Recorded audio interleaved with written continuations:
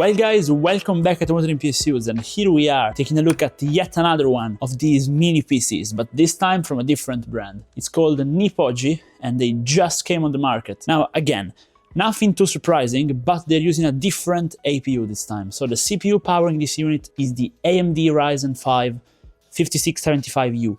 It's basically a higher clocked, more efficient version of the normal Ryzen 5 5600U. It's still a 6-core, 12-threaded Ryzen based on the mobile Ryzen 5000 series. Now, if you haven't seen my previous videos detailing those mini PCs, I'd recommend before buying, you go and check those out as well. Also to see different brands, but also because many things are in common. But a first brief sum up. Basically, these mini PCs use laptop hardware, but with thicker heatsinks to push them a bit higher. And they basically make a mini PC, which is basically a laptop without a monitor, very small, very lightweight, very portable. You can just bring it around if you travel to do video editing, things like that. Or you can use it as an HTPC that looks good in your living room. Now, before we get into the performance, let's cover what's in the box. So the box is actually very premium. This NiPoGi brand did a great thing, in my opinion. They give you an extra HDMI cable off the get-go. They give you the power adapter. They even give you a full set to mount it on the wall if you want, or basically vertically somewhere, or just to lock it in place. That's the first time I see it, and honestly, I kind of like it. They also give you extra screws in case you want to expand the NVMe SSD inside, because this unit I have here today has a 0.5 terabyte NVMe drive, which is honestly going to be plenty fine if you don't have many games. And again, this PC can game, but it's not a gaming-oriented system, okay? But what it has is 32 GB of DDR4 RAM. It is actually crucial DDR4 RAM clocked at 3200 MHz, so it's pretty good for the price. The price of this unit, again, is 350 euros when not on discount, but we will talk about pricing and recommendations later on. Now, feature-wise, this PC has a double HDMI on the back, and it can do double 4K monitor output. It also has Wi-Fi 6 fully working and Bluetooth 5.2. So I say it's pretty good. It also has a USB-C on the front, other than the normal USB 3.2 ports. Now, in the box, there's not much else, but let's go ahead and plug the unit in. Now, it comes with Windows 11 pre-installed out of the box and with a license already activated. So the only thing you have to do is go ahead to the configuration and you will find yourself in basically a Windows desktop fully functioning.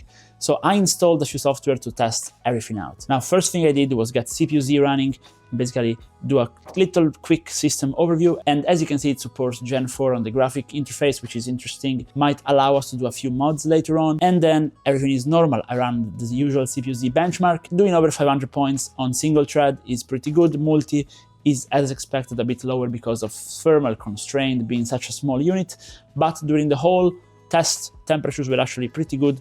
They peaked at 81 degrees, which made the CPU downclock a little bit to around 3.2 GHz, but if you're doing lighter loads and single thread loads, it will stay basically at full speed all the time. I've seen it go as high as over 4 GHz, which is actually very good in my opinion. Now, we then tested Crystal Disk Mart to test the NVMe speed, and now the NVMe, you can see it in the hardware monitor bit I showed before, is not the best one, but it still does 3200 MHz in read. Unfortunately, on the right, it goes a bit lower. It's an NVMe PCIe 3.0 unit.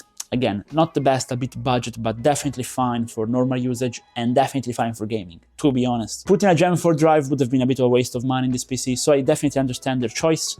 Maybe a slightly better 3.0 drive would have been my only advice, but it's pretty good like this, to be honest. As the last benchmark, I wanted to test how well the integrated graphics in this Ryzen 5 APU was doing, so I launched Heaven Benchmark. And as you can see, it's running. We used the high preset and it was still doing roughly 30 FPS on average, which is pretty good. It will allow you to play Fortnite on performance mode perfectly fine, and you can definitely play retro games and lighter games, basically esports title, you can definitely play on this PC. So it's pretty good. It's not a mini gaming PC. If you want to see a mini gaming PC, I built one with a 3D printed case, and I will put the video here. But this is a small office HTPC and travel PC, which is honestly very nice. It's premium, it feels nice, it definitely looks nice. Now, on to my recommendation.